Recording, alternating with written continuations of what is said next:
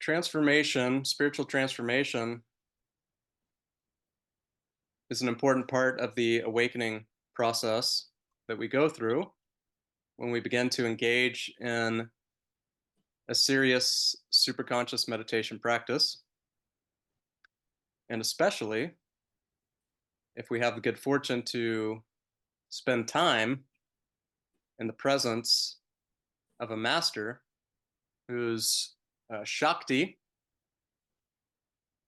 is really active and awake. And so when we begin to spend time in the presence of a master like Roy Eugene Davis, and we are attuned to our teacher, we begin to undergo a transformational process, especially when we're engaging in a serious daily superconscious meditation practice. And much of this transformation process is quite enjoyable, or it can be, and we can experience some really pretty amazing things as part of this transformation. We go through physiological transformations. The brain and nervous system begin to transform through the process of neuroplasticity. Of course, we know that now. It's well founded, although Yogananda was already talking about it in the 1940s before anyone knew about it. And we go through a lot of energetic transformations at the level of our pranamaya kosha, or our astral layer. We begin to go through some mental transformations. And even the personality changes a bit. And so there's a Christian mystic that I like a lot. His name was John Tauler, and he was a student of Meister Eckhart. And so he lived in Germany in the 1300s, a well-known Christian mystic. And he wrote about something that he called jubilatio. And for him, these are the blissful or ecstatic experiences, mystical experiences that we can have as we go through this spiritual transformation process. And he described these experiences, jubilatio, as a sort of incentive or a motivation to keep going on the path. Because he saw these experiences as a type of proof or evidence that something was going on. There were changes occurring. And so sometimes, for example, I'll talk with people and they say, well, I've been meditating for a few years and I've never seen the inner light, for example, or I've never heard the Om vibration. Or I don't really feel a lot of transformation occurring. I've never had these spinal movements that people talk about, or I can't feel the prana flowing in the nadis, and all these things that occur as part of this awakening process. And then usually I ask them, well, how's your lifestyle? How's your diet? Are you still drinking alcohol? Are you still drinking a lot of coffee? Are you smoking cigarettes? Are you eating a lot of meat? Are you exercising regularly? Are you overstressed? And inevitably they say, yeah, I'm still doing a lot of those things. And yes, well, the thing is, we have to do our part. So we have to support this transformation. So, by the grace of God, we are given this opportunity to transform, but only if we support the process, only if we're doing the right things within our diet and our lifestyle to support these processes. And so, a big part of the transformation process is the refinement of the nervous system. And Roy talked about this quite a bit.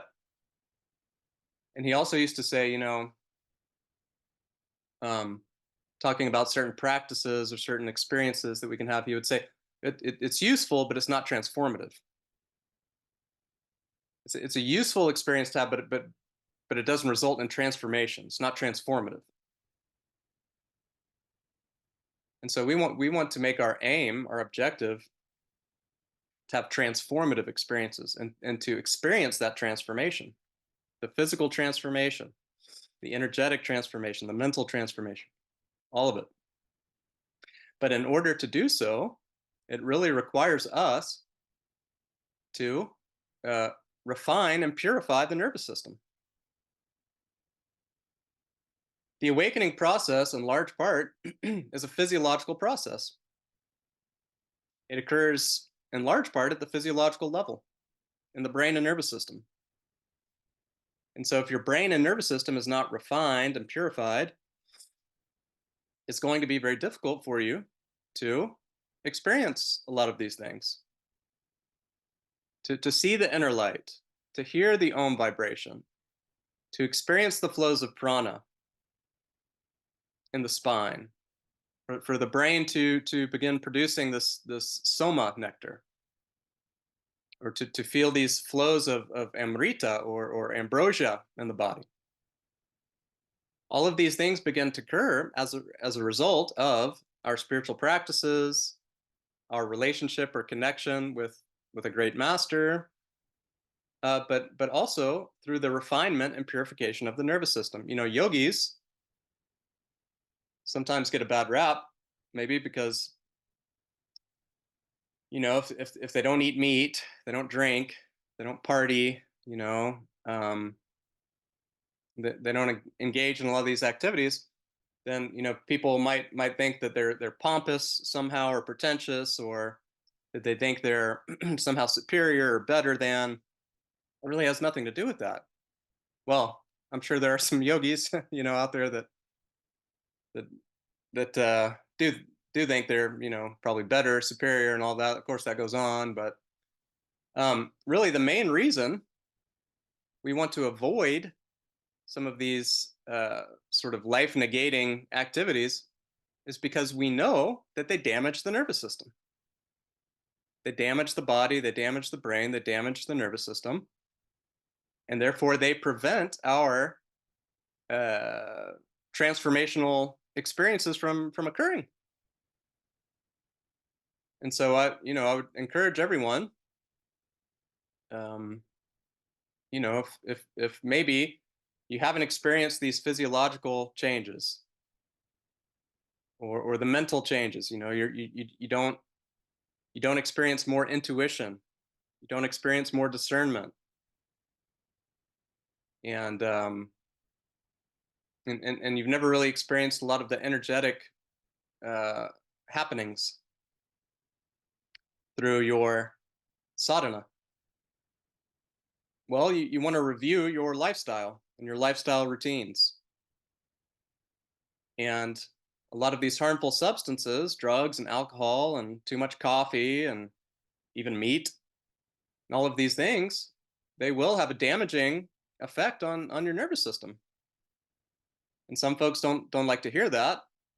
Most folks, because they like to think that they can keep one foot on the spiritual path and one foot on the worldly path of sense pleasure, and keep riding that sense pleasure roller coaster, and at the same time expect to experience this spiritual transformation. But that's why we have to be disciplined. And the word for discipline in Sanskrit, tapas, well, it means our spiritual practices, our sadhana, our meditation practice. But also tapas, literally means to heat. and it's associated with fire and heat, even cooking in some instances. So, what happens when you heat something up? It exists in one form prior to being heated up, and then after it's heated, it exists in another form. It transforms. So, heat transforms things. And so, if we want to experience that transformation, physical transformation, energetic transformation, mental transformation, transforming at every layer of our being, or every kosha, right? This requires great discipline and dedication and devotion. It's not enough. It's not enough to just meditate every day. I wish that were true. It's not enough just to spend time with a master. Man, wouldn't that be great? You could just hang out with somebody and all this stuff just happens automatically. Some of it does, but usually not unless you are supporting the process through your choices, your lifestyle routines, making sure you have a good balance of rest and activity, not becoming overstressed or overburdened, overtaxed energetically, not getting burned out, not allowing the nervous system to become damaged through overstress or overactivity and a lack of rest, or using harmful substances that we know damage the brain and nervous system. And so, this spiritual transformation that we go through, part of it is simply God's grace, but a large part of it does require self-effort and discipline. And so I would encourage everyone, if maybe they haven't had some of these experiences that I'm describing, look at your lifestyle. And no one's perfect, of course. We all go through our phases and of being a little more disciplined or a little less disciplined here and there and all that.